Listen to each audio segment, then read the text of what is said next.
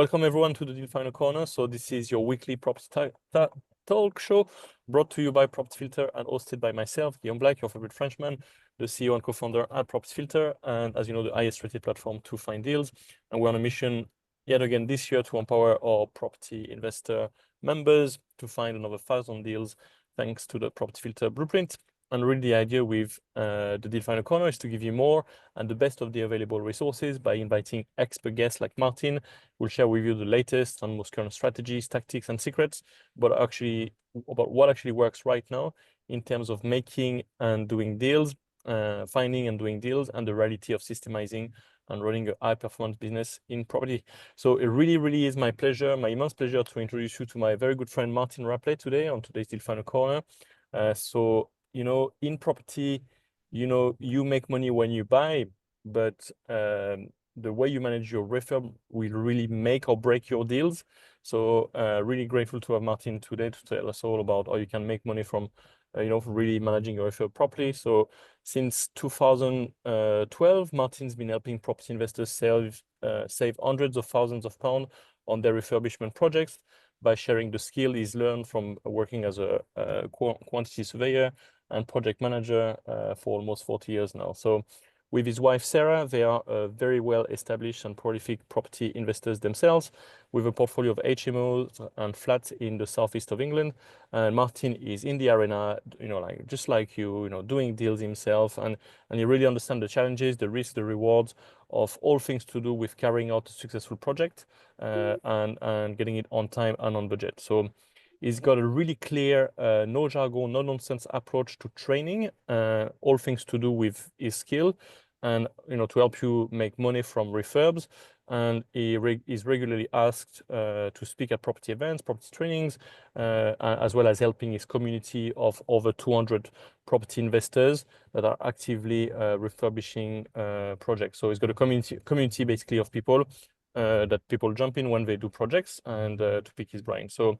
And as you know, as a Property Filter member, we also are very privileged to have access, you know, so Martin's gave us a huge discount to his flagship training, the Ultimate Deal Stacker, that you can access in the community app for £1 instead of the $697 that I paid, you know, back in the days, and I know a lot of people are paying right now. For you to know as well, I hired Martin for a few consultations some 6 years ago. When was that? Yeah, 7 years ago now, maybe, to build my refurb manuals that allowed me to scale and do more refurbs at the same time. And you can now access these refurb manuals that we built together with Martin as a Property Filter Plus member in the community app. So really, really happy to, and generally excited to have Martin on today's Deal Finder Corner. So today we will talk about the tried and tested process used by experienced property investors and developers in this field to make money and save risk in terms of doing refurbs. What you need to consider when you are putting a budget together, and how you can practically guarantee that you will always secure finance on your deals because of the certainty you have with managing your project. So very much looking forward to hearing more about Martin's talk today. So please give Martin a massive Property Filter virtual welcome today. Thank you. Well, thank you very much for all of that. No pressure on me to deliver this afternoon for you whatsoever. So, but yeah, it's really good to be here and good to see Guillaume. We haven't met for a long time, actually. It's a good while since we last met face to face. So good to see everything is good and good to see everyone else on the call. There may be some of you that have seen me previously. Some of you may never have come across me before, but I like to start all of my talks reminding everyone that really, as a property investor, somewhere along the way, you are going to need to carry out a refurbishment. You may still be sourcing your first deal at the moment, but there's a good chance that you will be looking to add value through refurbishment. And you know, I'm sure you're all actively looking for deals here, but anyone that knows about rent to rent, rent to service accommodation, you may not need much refurbishment at the moment. But I'm pretty certain in due course, as a property investor, you will want to be doing some refurbishment. And I'm here really to help those property investors that aren't doing projects big enough to justify employing a project manager. So if you've got a big opportunity to convert a big block of flats into, or a commercial unit into loads of flats, you would be wise to secure yourself a project manager, particularly if you're fairly new to this stuff. But if you're doing small single house to HMOs, if you're refurbishing flats, if you're converting things at the low end, you probably can't afford a project manager. And I fill that niche because I've got these training courses, and I've got mentoring and a community that Guillaume was talking about to help property investors get things right with the refurbishment. Because I came to this environment originally with a background in building construction. I left school, I took a job as a quantity surveyor. That was September 1985, so rapidly approaching my 40-year anniversary working in construction. I had my own construction business for a while, always on the management side of things. And just by pure coincidence, it turned out that all of my clients were property investors. And I started looking into what property investors were really, because although I'd had my own single let flat for quite a while at that point as a single let, we didn't consider ourselves property investors at all. We just put a bit of money into property a number of years earlier. And I started talking to property investors a lot more. I started going to property investing meetings, and as a result of meeting them at their properties, I became really aware that many of them didn't know a lot of what I knew. Worryingly, many of them were paying far too much for their properties because they didn't understand how to refurbish, and importantly, what those refurbishments were going to cost. And they didn't understand planning permission and building regulations. So I originally wound up my business in 2013 with a view of concentrating on providing consultancy services for property investors. And then it wasn't long before I realized that actually, as I said in the intro, a lot of properties are too small, or a lot of projects are too small to justify a project manager. So in 2016, I started training as well. And I've been doing both for a long time, although now I'm only really doing training. I do a little bit of consultancy as far as quantity surveying goes, but I definitely don't do project management anymore. So I do my own deals. I've got HMOs and flats down mostly in Kent, and we're solely looking at keeping everything in Kent now going forward. But from the context as a property investor, we generally are looking to add value to our properties.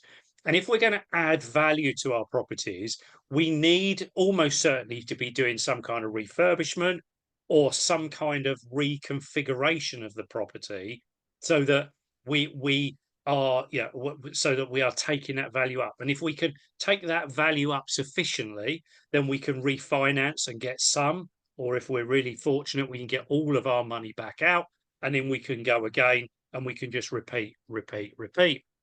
Now, one of the most common questions I get with around property investors, and when I'm talking to investors and I ask them, what is holding you back? Why aren't you doing more deals?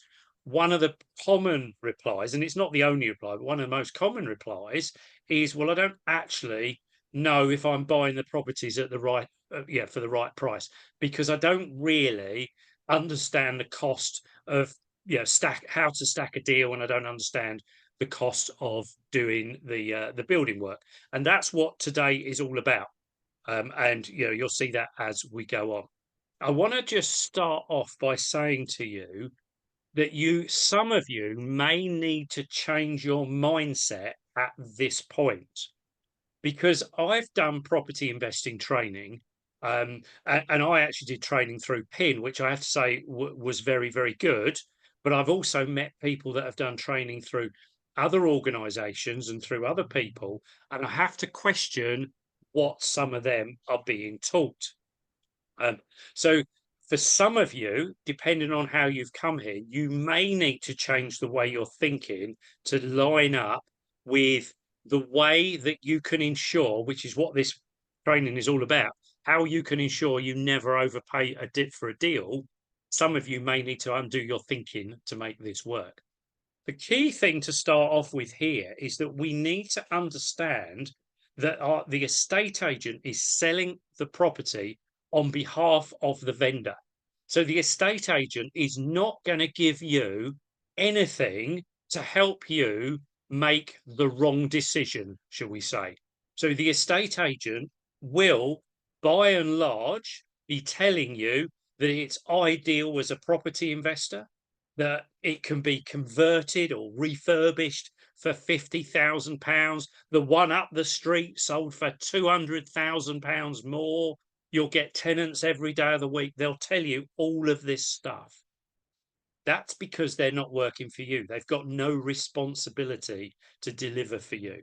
And the common thing that estate agents do is they say, oh, yeah, you could refurbish this property for £50,000.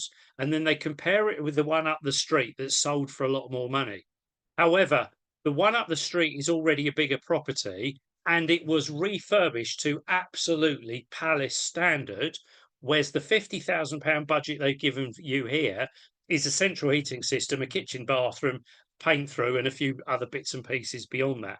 And the two aren't comparable. So what I'm saying is you need to really do your own research and your own due diligence at this point.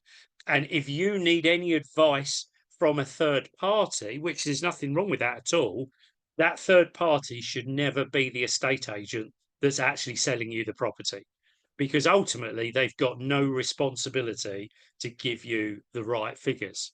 So that's the first thing to consider from resetting how you think about these properties.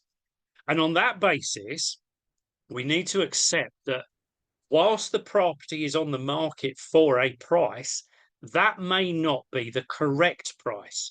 That could be the price that Mr. and Mrs. Smith will come along with their 2 kids and a dog and buy a property at. But that doesn't necessarily mean it's the correct price if you want to use it as an HMO. If you want to ensure that there is a line of profit in there for all of your time and effort of buying it and refurbishing it and flipping it through. So if we are saying that the property that the price that the property is on the market at is not necessarily correct, and we're saying that the estate agent isn't necessarily giving you the right information, we're starting to now look at this from a different direction. Because if that price is not correct, because it might be correct for a family house, but it might not be correct for anything else, or it might be that the estate agent has just said, well, let's test the market, we'll put it on at £200,000 and see what happens. You don't want to necessarily be paying that price for your property. And if we're saying that that is potentially the wrong price, then negotiating down from that price has also got to be wrong. If they're just testing the market at 200 grand because no one really knows what these properties sell for in the area, then what's the point in you trying to negotiate a discount off 200 grand when 200 grand might not be the figure in the first place? And some of you may have been in some training courses where you're literally told to offer perhaps 25% less than the figure it's on the market for. I'm here to tell you that that is incorrect. And ultimately, it will cause you all sorts of trouble. And if you want a list of case studies of people I've worked with who have unfortunately made that mistake, there's an enormous list of them. And they come out of the woodwork all of the time. And sadly, some people have, we're not talking about tens, £20,000 adrift. One of the worst ones was £140,000 wrong. So she was £140,000 off break even for her particular scheme because she started with the asking price. The asking price is wrong. The asking price is nothing more than a guide as to, we know that if we get close to that asking price, we're likely to get an offer accepted. But that doesn't necessarily mean we should use it for any kind of formality.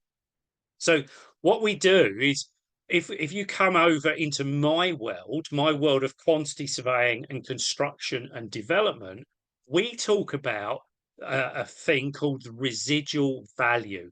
That's what I'm going to talk to you about now. And I'm going to teach you how you can work out the residual value. or the residual valuation.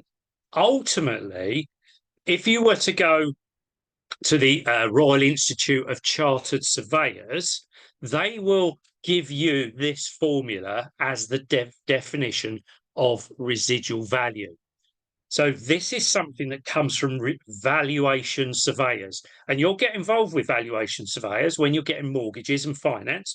You'll meet them, and they are the kinds of people that work out the residual value.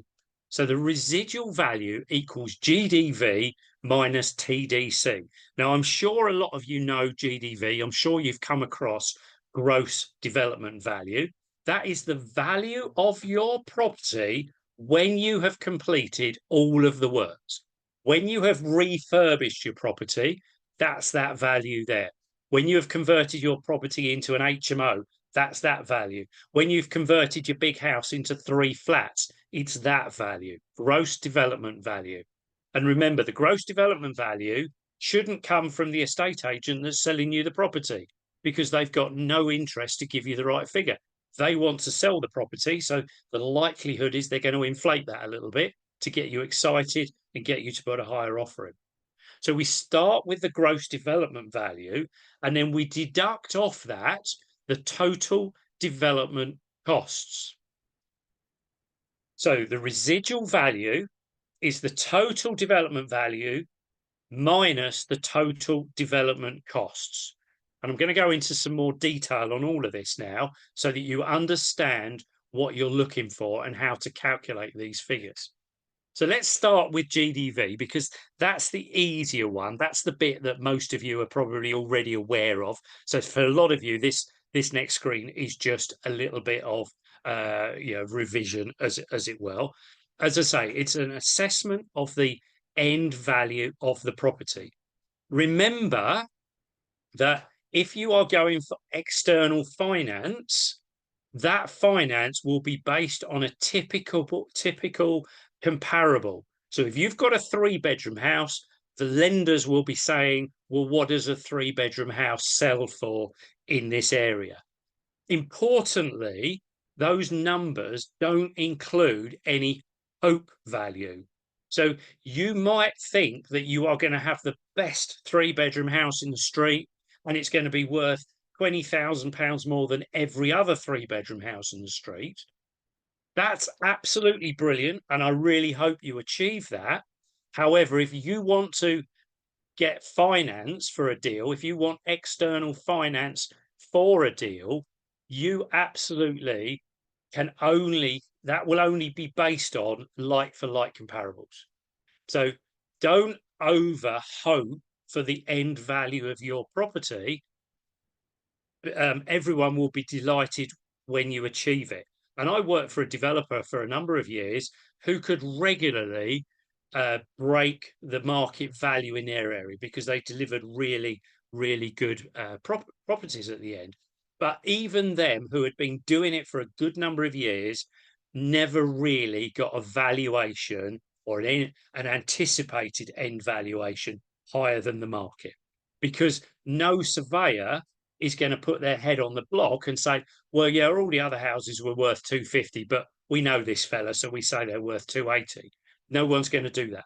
So when you're considering that GDV, the end value needs to be something comparable, something that you can be happy is as close as possible to what you're delivering. So make sure that you are comparing like for like.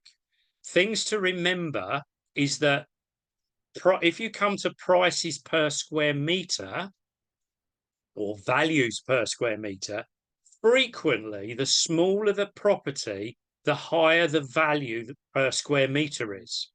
So if you try and compare, let's say you convert something from a family house into a 5-bedroom HMO at a point where it's probably only comparable with a family house that might have 3 bedrooms, say, and you compare that on a price per square meter basis with something that's disproportionately small, you could very easily find that you're pitching your end value a little bit too high.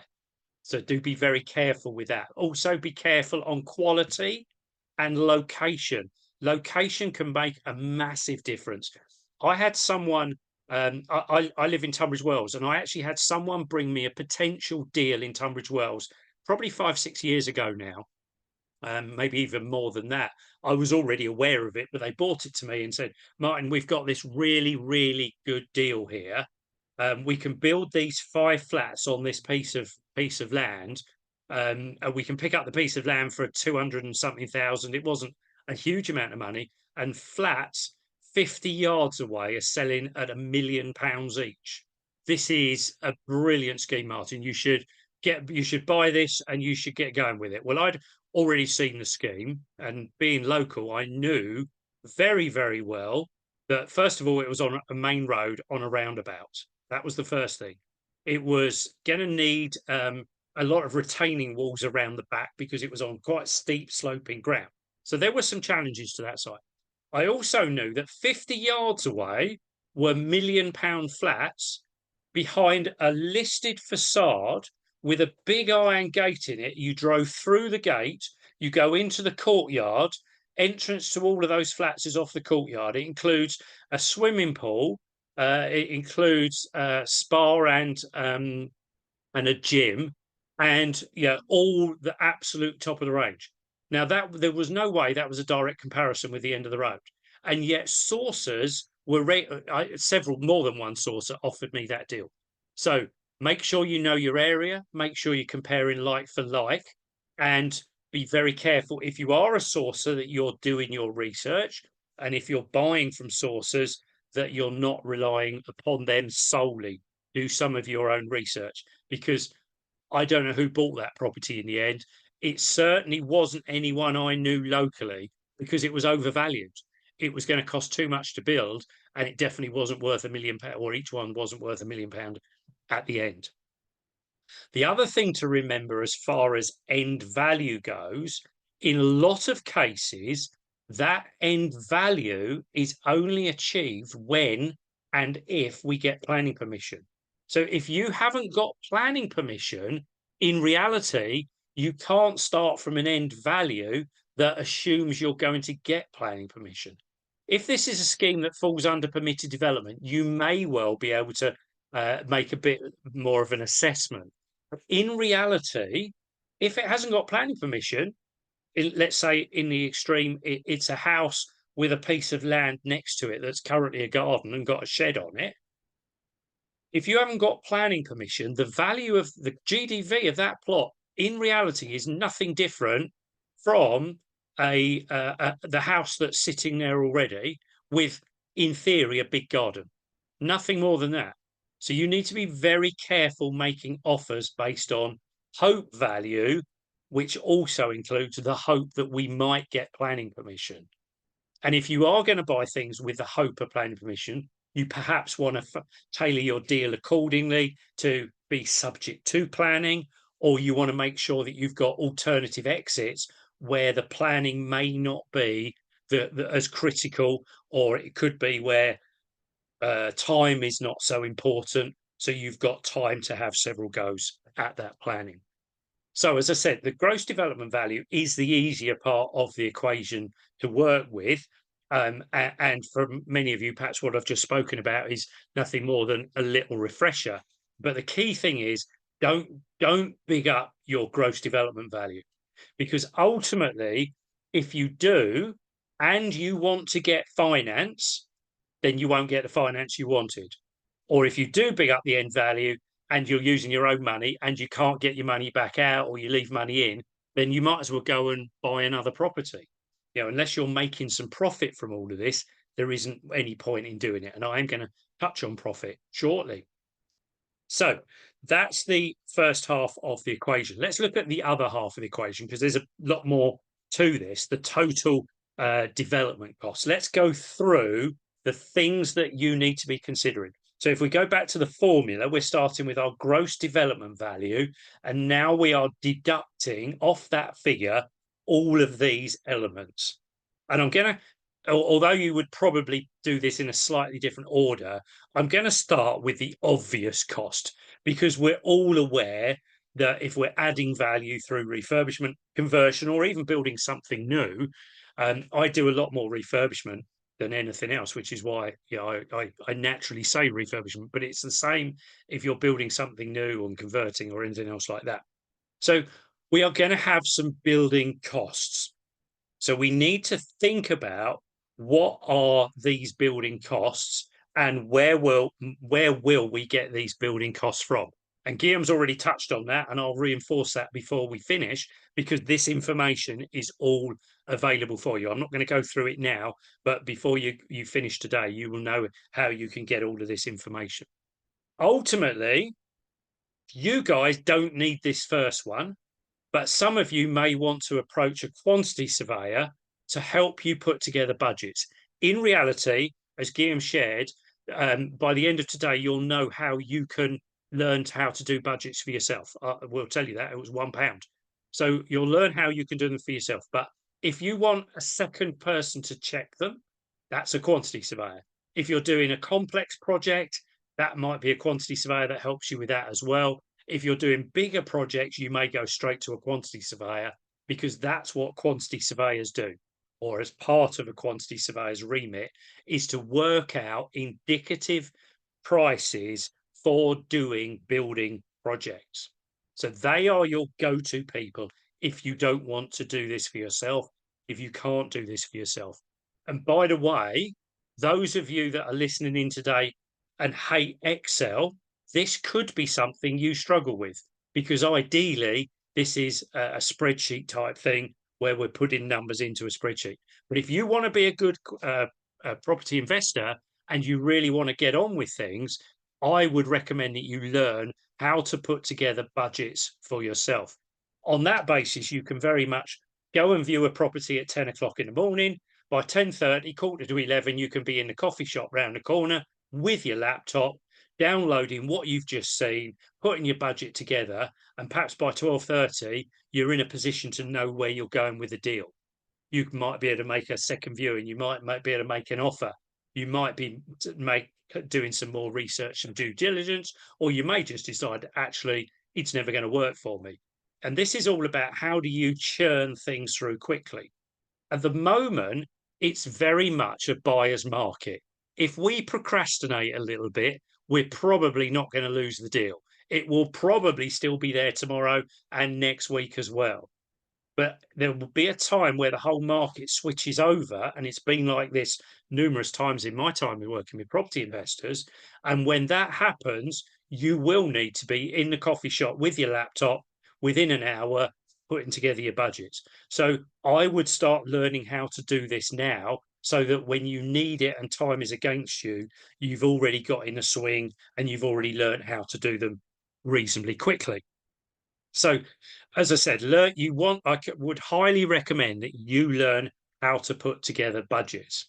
Now, where do we get prices from? Well, in my training course, which I'll tell you all about later on, you'll definitely get some prices there. You'll also find them in trade magazines. One of the best trade magazines is actually YPN magazine, Your Property Network. I'm sure a lot of you subscribe to that, and I know that Property Filter have got some deals with them as well. So most of their case studies have got a breakdown of the prices, of the costs that the property investors spent on those properties.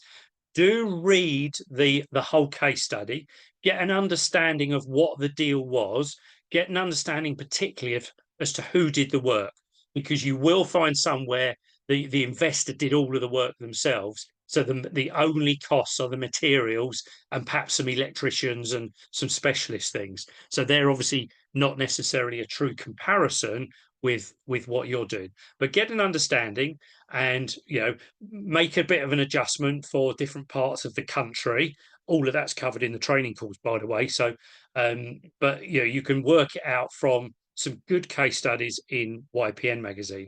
And of course, you can also talk to other investors and developers, people that you meet networking, people within the Property Filter community, and perhaps even social media as well. You can get some guidance and some steers as to where to get prices from. The thing that you are probably going to find harder to get than prices, and this again is all about learning, is it's all right. Bearing in mind, because I haven't put on the bottom here, but you could pretty much Google and get some prices.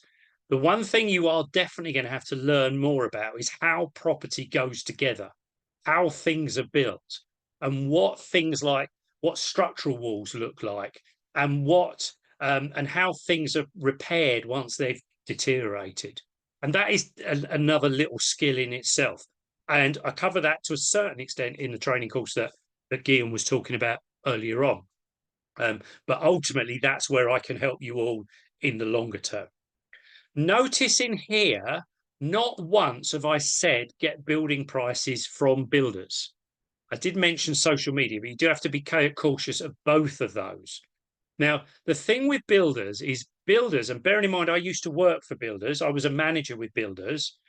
And the thing that builders need are instructions. Those instructions come in the form of architect's drawings with all of the building regulation details in, and some kind of specification or schedule of works document that actually tells builders exactly what you need inside the property as far as quality and fixtures and fittings. And that will be very much your decision, because you know what your end client is going to look like, whether you're going to rent it, have guests in it from a serviced accommodation perspective, or whether you're going to flip it on.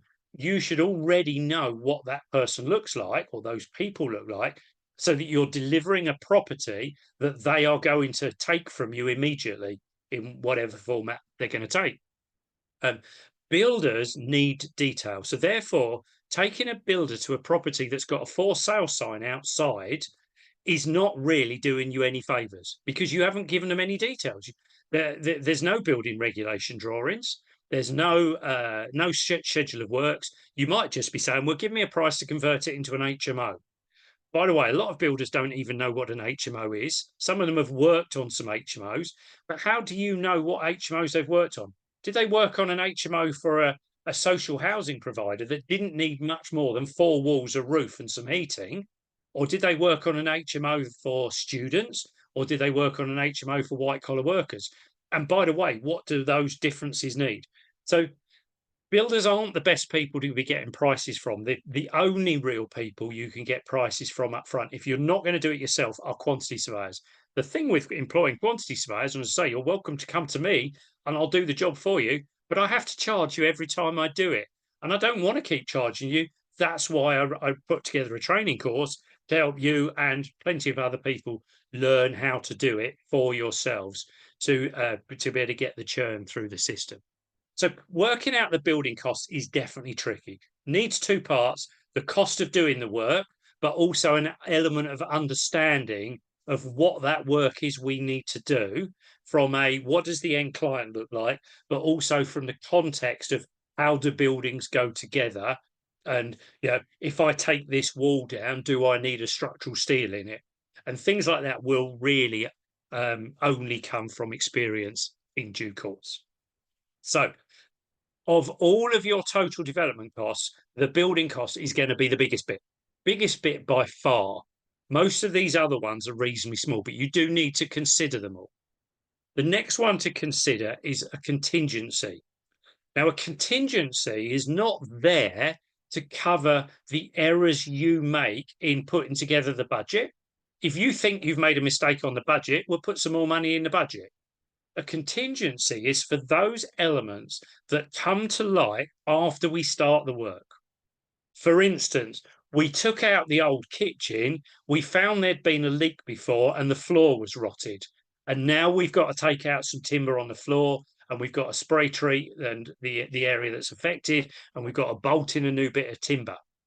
They moved the wardrobe and we found there was some damp plaster behind it. We took the carpet up and found some rotted floor. We realised that the ceiling was really badly bowed, so we decided to replace it.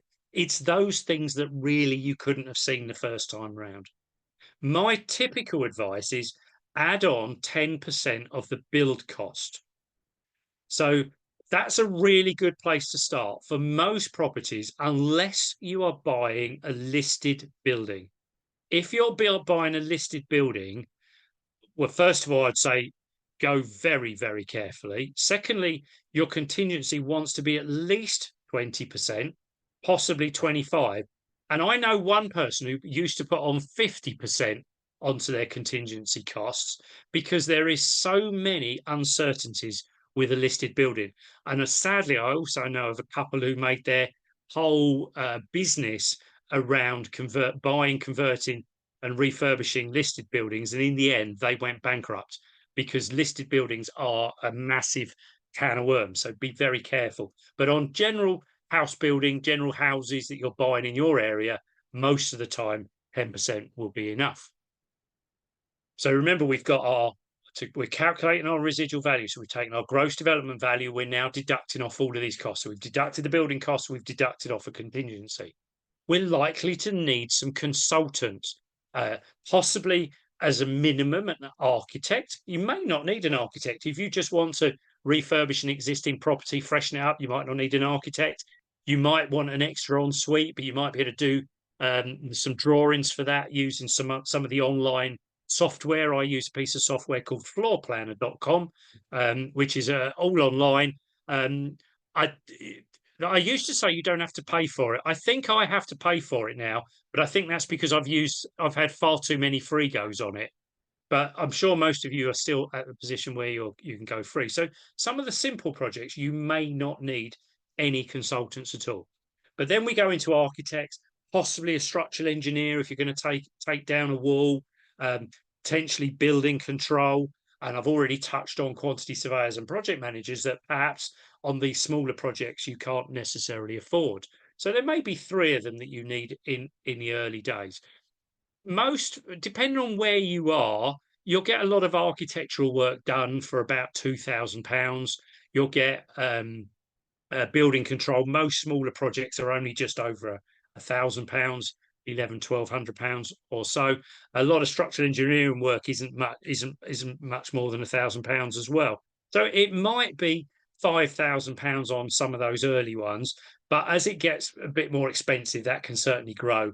And certainly, if you get into the realms of needing planning, you could very easily find you're up around £8,000 to £10,000 quite quickly. The other consultant that I always recommend you employ is a health and safety consultant. That's a completely different topic for a completely different day, but you really should have a health and safety consultant working on your side. Their fees are going to start around about £750, £800 or so, depending on where you are and the complexity of your project. So you need to factor in something for some consultants. There's also some costs associated with acquiring the building. So I'm thinking here about stamp duty. You may well have a sources fee to pay. There may well be some other surveys that you need to pay for to actually secure the property in the first place. I'm not thinking about the cost of buying the property at this point, just the other things. You're going to need a solicitor. You may well have to pay some money for a valuation, and there'll be costs associated with your broker and finding mortgages and finance and things like that. So don't overlook those costs. And associated with mortgages, of course, we've got interest and costs for getting in and out of deals. So don't forget to factor those in. There's a blurred line between acquisition costs and financing costs. Some run into each one. It doesn't really matter where you put them. Make sure you consider them, though, because they're part of the whole thing. And you'd be surprised how many people talk to me about what they perceive are pretty good deals that is only going to take them 8 months to do it, and they've got no cost of finance in there, even though they're borrowing just about everything on bridging finance and private finance and things like that. So don't forget to put in those costs of financing. You might put in a cost of sale, but if you're going to refinance and hold, I wouldn't worry about this. And I tend to say to investors, even developers that are doing bigger schemes, if there's one thing that you could perhaps miss out to make a deal stack, you could miss the sales costs out, because ultimately the sales costs come back or come out of the deal before you repay your, sorry, after you've repaid your lender. And ultimately, where I'm heading to here is if you follow this blueprint, you'll get to a point where you will always be able to get finance. So if we look at it from a finance perspective, sales costs become optional, but of course they're also optional if you're going to hold the property in the longer term with or without refinancing. And then finally here, we need to consider that we need to make some profit from this. Now, if you're going to go and get external finance for your deal, you will really struggle to get any finance if you can't show 20% profit on cost. So the end profit figure divided by the total cost multiplied by 100 needs to exceed 20%. If it's 19.8, you're probably not too much of a problem, but come down too far and you'll just find there's no lenders out there that will lend to you. So ideally, that's the figure we should be including for our profit.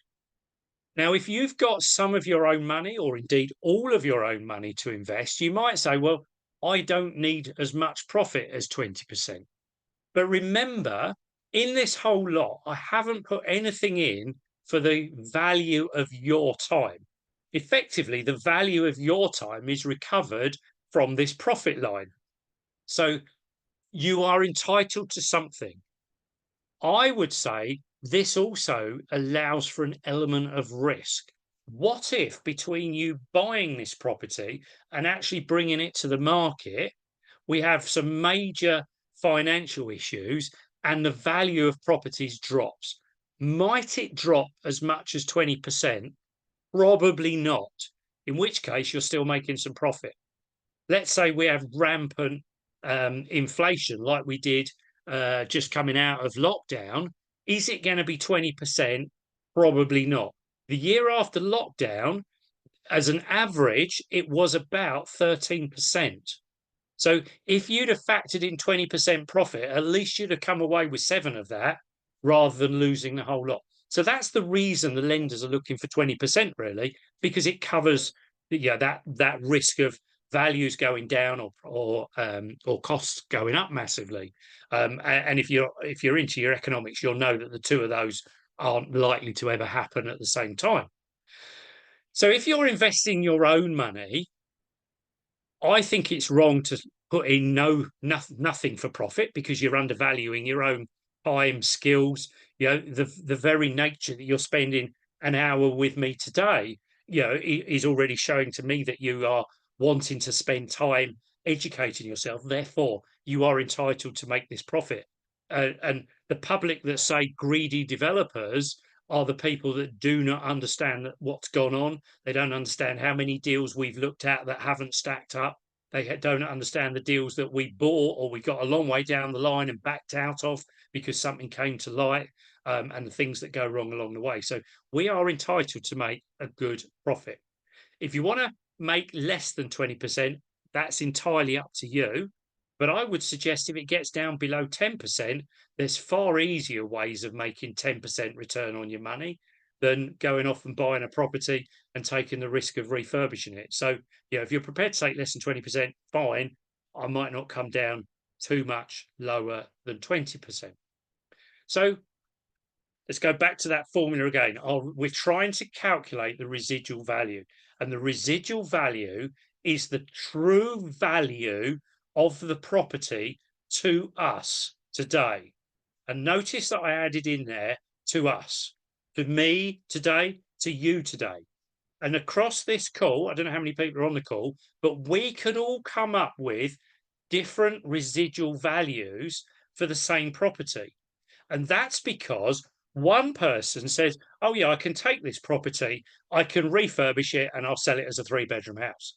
Someone else comes along at it and they say, oh, I can take this property, I could reconfigure it, convert the loft and turn it into a 5-bedroom HMO. Build costs are higher, end value is higher. Someone else is going to come along and say, I could take this property, I could build an extension on the side under permitted development, convert the loft, and now it's a 7-bedroom or a 6-bedroom HMO, and there's a value for that. So what I'm saying is residual value is not a firm figure the residual value is based on the scheme that we come up with. And what I would encourage all of you to look at is, how can you find a scheme that is more creative than anyone else? So if the estate agent is saying to you, oh yeah, I'd build this wall back here and convert it into a 5-bedroom HMO, then to be really blunt, that's too bleeding obvious, because everyone knows that. You need to be looking a little bit further. And when you start looking a little bit further, that's where the opportunities really start to open up, where you can add multiple elements of value. We're adding value because we're converting it from a house to an HMO. Brilliant. We're adding value because it's already run down, so we can add value from that. But we're now adding more value because we've realized we can convert the loft, or we've realized we can build an extension, or we've seen that there's some other opportunities in here. And that's where the real cream starts to come from. So that takes me back to that first slide where I was saying that you've got to change your mindset. Your mindset is, how can I add more value to this property than anyone else? What can I do? And if you don't know where to start with that, then the easiest way is to hook up with other property investors. And I would encourage you to go to property investing networking meetings. And if you go along to a meeting, invariably someone will stand up and they will they'll tell people that they're having an open house in a couple of weekends' time at their property. Now, you might believe, and you'd be correct, that they're actually doing that to try and find investors. But actually, they need people like you asking them good questions, because then they come over as credible. That helps them get investors. The questions you should ask is, what did it look like? Why did you move this wall? Why did you reconfigure this? Why didn't you build an extension on the back? Why didn't you do the loft conversion? How come you didn't put an ensuite upstairs? All of these are good questions that will help them with their credibility, helps lead to a lot of communication and discussion on site. But ultimately, you will start to learn how you can add value to properties more than just what the estate agents are offering, because you can rest assured that the figure that the estate agent is telling the vendor they can get is based on some kind of basic refurbishment. And the only way you're not going to make those numbers stack, believe me, particularly with the cost of stamp duty and finance. The estate agents don't understand those costs. So you've got to look a lot more creative. So we start with our own residual value, or we calculate our own residual value for the best scheme that we can see with this particular property. We start with the gross development value. We deduct off all of these costs on the screen now. And that is the residual value. Let me just tell you a little bit more about the training course that Ian was talking about, just so that you're totally clear what is included in that training course. I mean, any training course is cracking value for £1, but I want to make sure that you're really engaged and want to watch the training course, because I sell it at 697, but it's worth way more than that even. So just to be clear, what's in the training course? It's called Ultimate Deal Stacker. You'll find it in the partner part of Property Filter, and you'll see my lovely little picture in there. So I will teach you all of this. Everything I've just done is in that course, but so is how we do those building costs, and a lot more information about the consultant's costs and how to calculate all of those figures. I'll show you how to compile a proper budget. I'll give you my template for compiling a budget. I'll show you a process that works today, tomorrow, next year, the year after, and still in 10 years' time, and works whether you are in the north, south, east, west of the country, including Wales, Scotland, Northern Ireland. And by and large would work abroad as well. Although I don't guarantee that. I've not worked in those areas. So I'll give you a blueprint as well, so that when you go viewing a property, you have got a checklist of things to look at. And as part of that in the course, I also talk about what causes some things to be disproportionately expensive, but other things that are disproportionately cheap, even though they look like a massive can of worms. Wouldn't it be good to go and look at a property, see something that a lot of people are running away from, where in reality it's only going to cost you a few grand to fix? That would be a really good opportunity. That's all in there. I'll go through typical costs for typical deals, and that's all based around case studies. But I'll also talk to you about how you work out a cost for something that I haven't given you a cost for, where no one's given you a cost for. I'll teach you effectively how to be an estimator, which is what builders are doing. It's based around 5 case studies. The first case study, I can't remember all of them actually. The first one is definitely converting a 1-bedroom flat to a 2-bedroom flat. There's definitely one in there that is a house to an HMO. There's definitely some a house into flats, and there's definitely a commercial one as well. I think there's a commercial conversion as well. I think the last one may well be a new build. I think I stuck a new build in there as well. So there's definitely 5 case studies. I've talked about things to spot when you go for a visit. I'll also explain more to you how you present your figures to a lender. If you can present the figures to a lender and the numbers stack up, you will get finance every single day of the week. It's that they are following this same formula. So I learned this formula working years ago in construction, came to property investors and met other people, valuers and mortgage brokers, working in exactly the same way. But what I realized was a lot of the trainers in the middle weren't really training that little bit, and that's what I'm now doing. And I'll also explain how development finance works, just so you've got an understanding of the people you'll come across when you're dealing with development finance and how you manage that as you go through. So that's what's all included. 5 training videos. I'll give you my project budget blueprint, which is the list of everything you need to be checking off, and I'll give you my deal appraisal template as well. The videos are released every 3 days. So when you sign up, you get the first video immediately. The next one won't come for 3 days. That gives you time to watch the video and go out and look for a deal and actually try and start to learn and implement what you're doing. So it's in the property filter members part. It is £1 plus VAT in there. Just have a look for it.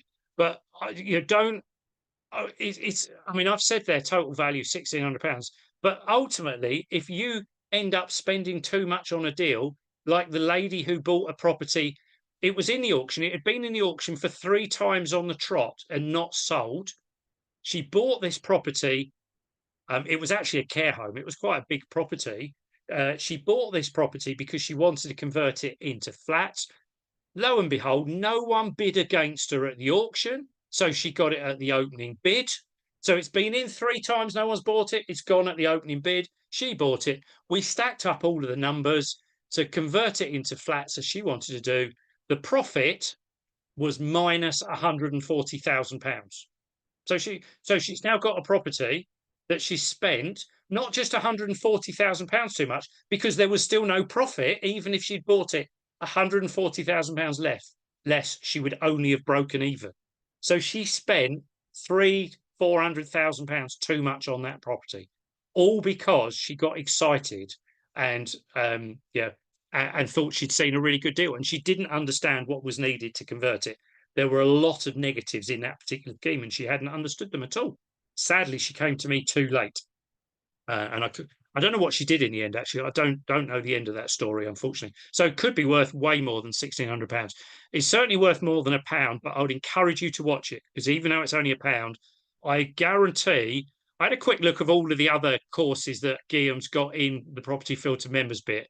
I think this is the best value for money out of all of them. I am giving away here far more than anyone else. So, don't overlook what's there.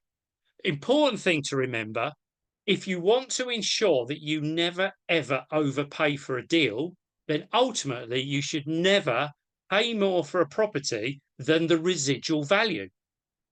So once you've calculated that residual value, that is your highest offer. You might want to take another 20 grand off that, and that is your opening offer. And then you've got some wiggle room if you need to. And it, much like you would possibly do if you go to an auction, you know the maximum you can spend in an auction. Well, in reality, this residual value calculation is ultimately calculating you that figure that you cannot go over. And so take that figure with that knowledge, make sure you've put in plenty of offers, but importantly, you will never overpay for a deal if you calculate the residual value. And secondly, you will never ever have problems getting finance for that deal either, because it's exactly the formula that the mortgage lenders valuers are using when they're establishing their the values of the properties that you guys are buying.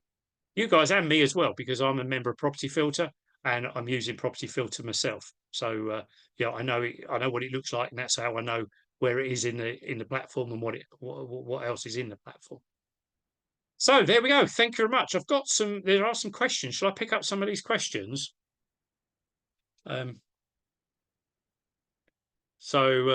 Yeah, some comments on there from various people.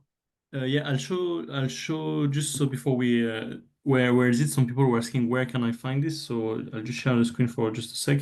Martin, thanks so much. So thank you for like all the info today, and also thanks so much for yeah, you know, the generosity with your course, because you know, like I know, like I paid for it back in the days. I know people are paying for it every day, right? So inside the Property Filter community app, if you scroll down on the left here and there's something that says partner offers over here.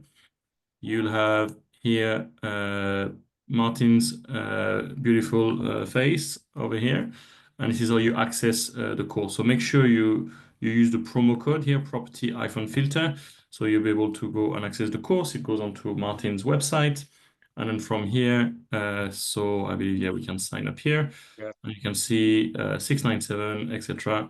So if I put my name and some email, and sorry, Martin, I've got to go do this.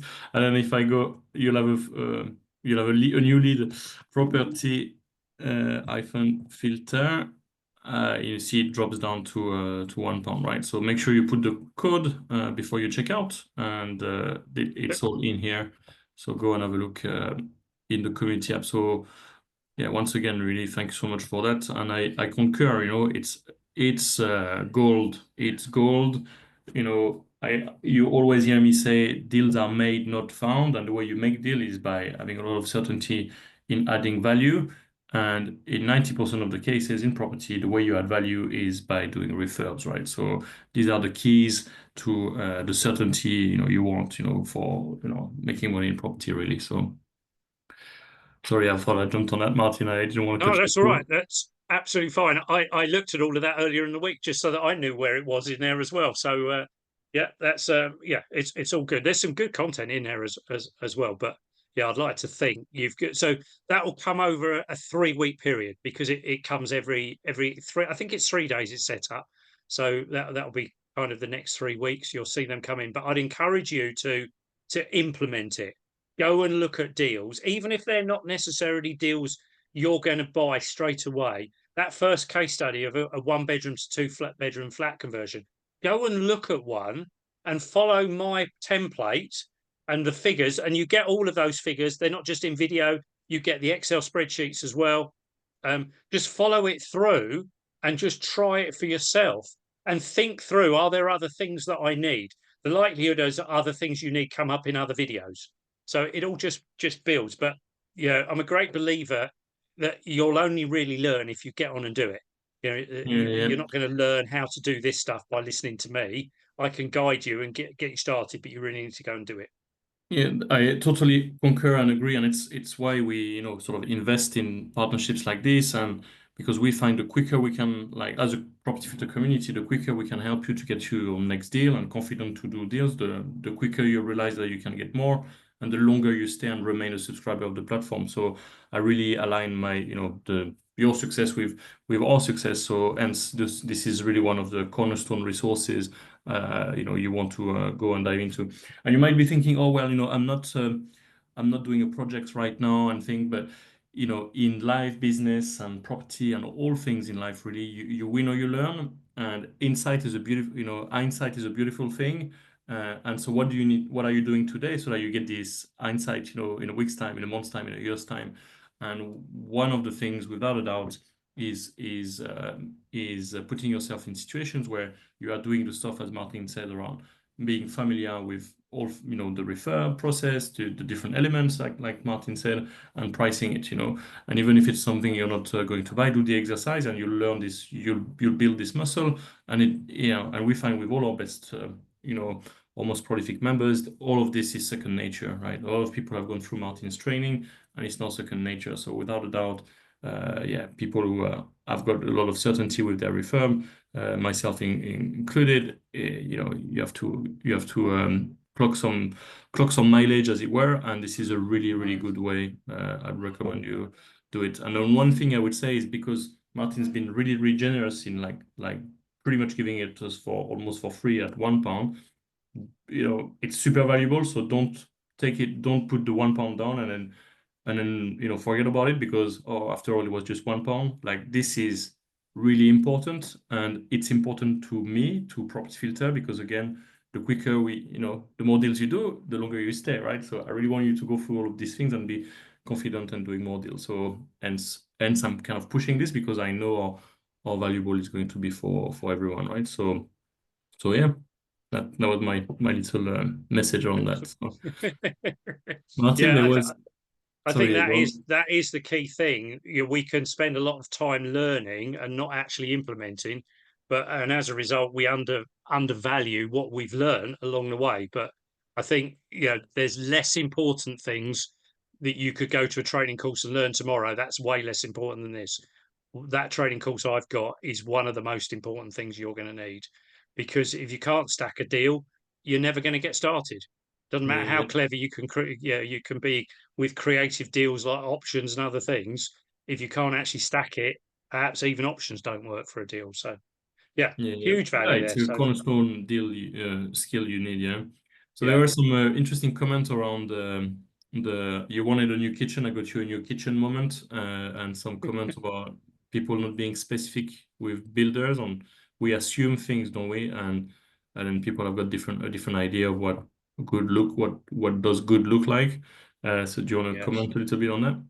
Yeah. So this is this whole thing. If only you know who your end market is, and therefore only you should be specifying the kitchen, not the builder, not the estate agent, not anyone else, because different end users need a different kind of kitchen. And if your end user is a social housing charity, they don't need a kitchen anywhere near as nice as if you've got that luxury holiday apartment, you know, in the centre of the city, where we expect all singing, all dancing kitchens with, you know, integrated appliances and flashy colours and all sorts of things. So it's really important that when you're putting together your budgets, that you're basing the budget on the end user that you want to achieve. And importantly, with that, making sure that the property location and style is also in line with that end user. For instance, as obvious, there's no point in, you know, converting a property for student HMOs if it's miles from the university. Say that's obvious, but there's also no point in creating a top of the range apartment in the wrong end of town, and you know what the wrong end of your town looks like. So you've got to make sure that all of this ties up, because the estate agent is telling you how to get to that cheap kitchen, basing it on the value of the nice kitchen of the penthouse is sold just around the corner. Two very different things. So this is all about doing your own due diligence and specifying to builders. Don't just say to builders, give me a price for a kitchen, because it's like, well, what does the kitchen look like? What do you want?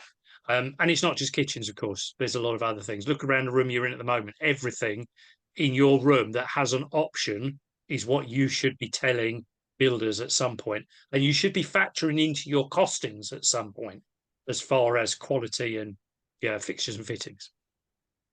So yeah, Darren says he specifies everything. Now that's exactly the way forward. That's what I teach as well. So Guillaume's just rattled off some other consultants: party wall, structural engineers, architects, planning consultants, parking, highways, environmental. You know, if you've got bats in your roof, if you've got newts in the pond, all of that kind of things. You can also have to deliver sound or acoustic surveys if you're on a busy road. And if you're creating additional dwellings, you've got acoustic tests in there. Air quality, I've done assessments of that again with busy roads, railways and things like that, industrial areas, you can do that. So yeah, factor all of those things in. Think through everything that might be needed. Now, you might be thinking, well, but if I put all of this stuff in the budget, I'm never going to buy a deal. Where I'm coming from is I would rather only buy one deal a year and know that I'm adding value and it works than buying dozens at the wrong price and having Right. all the stress and hassle that goes with it.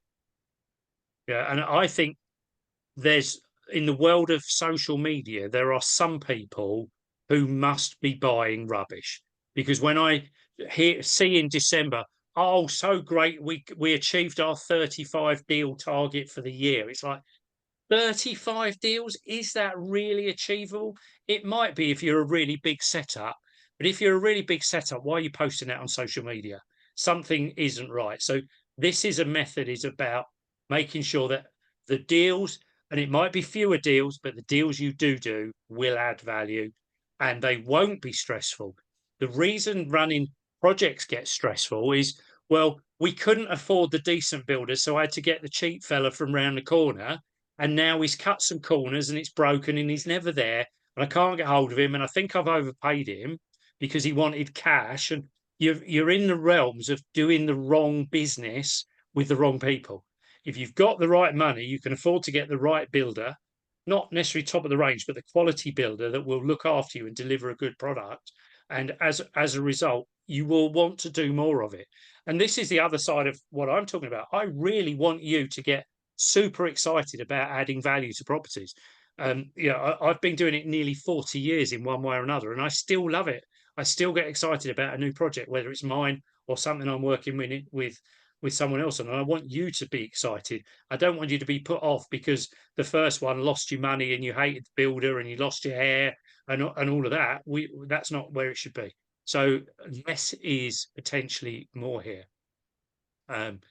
So I told you Martin was no nonsense. Yeah, so yeah, sorry if I punched someone in the face today. no, it's all good. That's how Have we got I any? I think so. A lot of the questions and personally. things I've kind of jumped in there were around the logistics of finding it on the community app. I believe this is all good now. Anyone got questions for Martin on anything to do with the subject matter and the talk we've had today? Lots and lots of thank yous. Yeah, I think you do need to. So Jan, you manage it, so you do need to type in the discount code. For some reason, I don't know. It's not in Yeah, it doesn't seem to it doesn't seem to copy and paste particularly well. That The other doesn't thing I'm work. going to say is whether you stay with Property Filter or not. Obviously, I want you to stay with Property Filter or not. You've got this my training course for life. You're once you get it all through, you'll get the link that gets you back into everything for life. All I'd say is don't give it to other people, please. Not for Yeah. free. Um, Yeah. but That's right. yeah, Yeah, it really is our little secret for us. Your properties number. it is indeed. Martin, So again, yeah, you've been super generous for this because on the premises, the idea is that you guys are active, doing lots of deals, and it's Martin investing in the relationship with you guys. And in the same way that once you start to have a few plates spinning and, really want to have a lot more certainty with the deals and some of the projects you're working on, it's very worth investing a bit more with Martin like I did, before. So that's basically Martin paying the first round, as it were, and getting you on wheels. And then I would say, once you get busy and you get the projects and things like that, he runs a really comprehensive community with lots more of other things. Really recommend looking into this, for further support. So thank you so much, Martin. So I think there's one last question from Darren, and then we'll close. Darren was saying, having a look at the course now, would be interested to if there was some kind of systematic process for conversions to work efficiently into offering. So basically like a bit of a process for to go through for estimating and things like that. Do you know if there's something like that, Well, Martin? so the official estimating process, remember that's going to be done by builders. Yeah. Builders will do it, the proper builders, not your thumb in the air, white van man, local builders who are just plucking numbers out. But proper builders will break it down into a labour, plant and materials basis. That's Yeah. how I was taught how to do it. If you go to quantity surveyors, they're going to tend to do a bill of quantities and then put rates against the bill of quantities. What I teach is kind of how smaller builders are pricing their projects, which is very much from a holistic process. What is a typical price for putting in a new kitchen? I don't really mind too much. Am I going to tile it? Am I going to do little splashbacks? The difference in cost is negligible. A typical small kitchen in a flat might start at 3,500. In a house, it goes up to 4,500. Bigger house, 5,000. HMO, 7,500. They're the kind of ballpark figures we talk about. And that's how I teach you to put together a budget. We don't need to count how many bricks we need or how many screws we need to hold things together. It's very much what does it typically cost? And there's figures in the training course. I share this typical figures in the training course, but you'll also keep up to speed by looking at things like YPN magazine. And ultimately, as soon as you've got a deal over the line and you're engaging a builder, you've now got real life project prices from that builder. And you've now got your own library that you start to build up. So my training is very much to help you get started. You'll get to a point you won't need to go back to it because you'll have deals. You've been talking to builders and you will know what builders are charging in your area. But this is all about giving you enough to get you started and get you going. If you want other processes, that's the other training that Guillaume's talking about. Awesome. Martin, thanks so much. Do you have a closing sentiment for today? Oh, wow. Let me throw you under the bus one more. Yeah, no, I tell you what, no, my closing sentiment, I think I've already said it, I'll say it again, is I want you to be as excited about adding value to property as I am.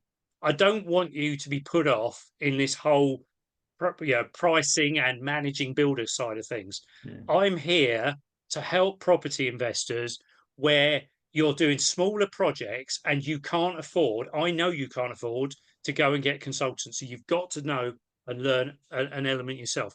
I'm not aware that there's anyone else in property investing circles teaching what I'm teaching in the way I teach it. There's some similar people, but no one's really doing what I'm doing in the way I'm teaching it. And this is what you've seen today is how I put together budgets. Other training I've got is how I manage projects, and I've got a blueprint for managing projects and other things. And yeah, let's have a call. If you go to my website, Refurbishment Mastery, there's a button at the top there that says book a call. Feel free to book a 20-minute call with me. Let's have a chat. I'll see how I can help you. You'll see links in there to other products that I've got. So yeah, just keep in touch. I'm here when you need me, even if that's not for several years. My business is a lifestyle business that's going to see me into retirement. So I'm not disappearing next year. I just might be sitting on a beach in the Bahamas when I'm speaking to you one day, but I'm still here to help you when you need me. So thanks very much for that. Martin, thank you so much. Really appreciate this. Your time today, your generosity with this. Again, playing the first round for all the Property Filter community. So thank you very much. And thank you everyone for joining us today. I hope you enjoyed today's Deal Finder Corner like I did. And I do look forward to seeing you next week. In the meantime, visit propertyfilter.co.uk, log on to your Property Filter account and the community app where you can find the resources we talked about today. Have an endless supply of deals. Join the top 1% and become a high achiever deal finder. And yeah, I hope you enjoyed today's Deal Finder Corner and look forward to seeing you next week. Thank you so much. Thank you, Martin. Thank you, everyone. Bye. Have a great day.